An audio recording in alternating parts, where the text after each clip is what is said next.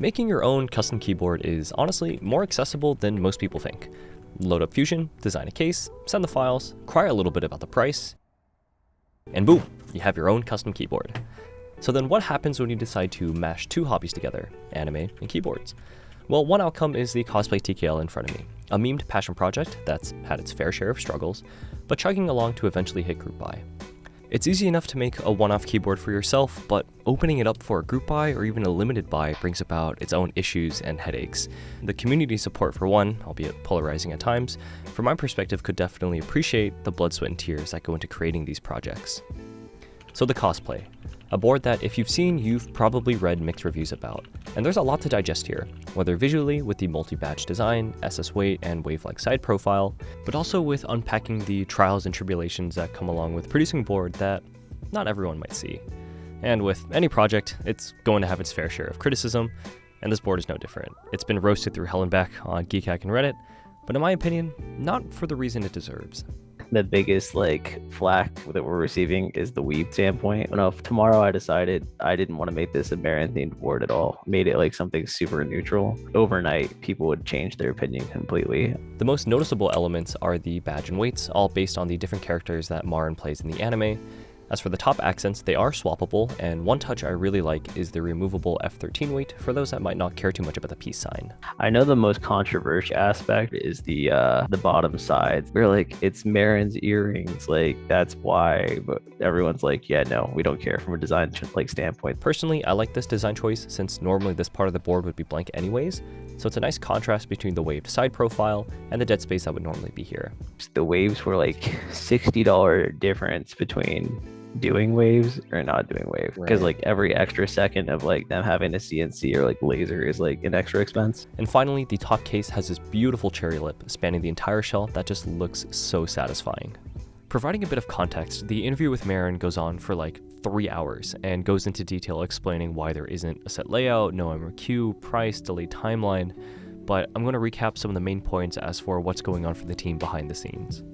Meanwhile, we had actually talking about getting a PCB made for the board. Just a lot of miscommunication too on Geekhack. Kind of we have things in the work that we're trying to do to make it happen, but mock is really bad for this board. It's just ridiculous. When you put a PCB on top of that and then you think about margins from our perspective, that's a $660 board, and I hate that. I don't like that at all. I'm not trying to go out there and steamroll for cash. We should have prototyped with who we thought we were end game good at GB with to make sure that my product is still quality and that we're getting what we want for final GB. And so it's I'm trying so hard to get this to be a cheaper board without compromising anything. We pretty much would have had this board finished by Q4 if I could find a good manufacturer. So while the idea that this board is being rushed isn't entirely false, we do have to remember that this board is still early in the IC phase.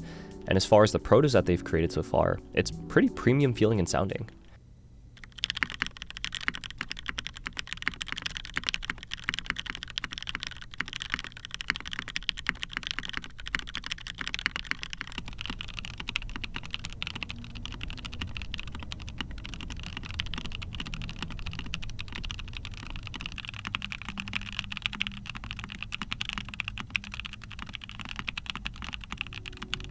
Touching on the build experience slightly, it's very straightforward if you're building top-mounted. Granted, as this is a prototype, the O-ring implementation needs to be touched on as it's a super tight fit for the PCB assembly. Feel-wise, this board is as you would imagine a top or gummy mount TKL. There's an ever so slight amount of give with the alu plate as it's somewhat stiff. The sound that the TKL has is very reminiscent of my Sonic TKL, and with the slightly jank but experimental force break mods, there's no hollowness to it. So as the Cosplay sits right now, it's tentatively priced at anywhere from $450 to $600 as mentioned before with the pricing in MOQ.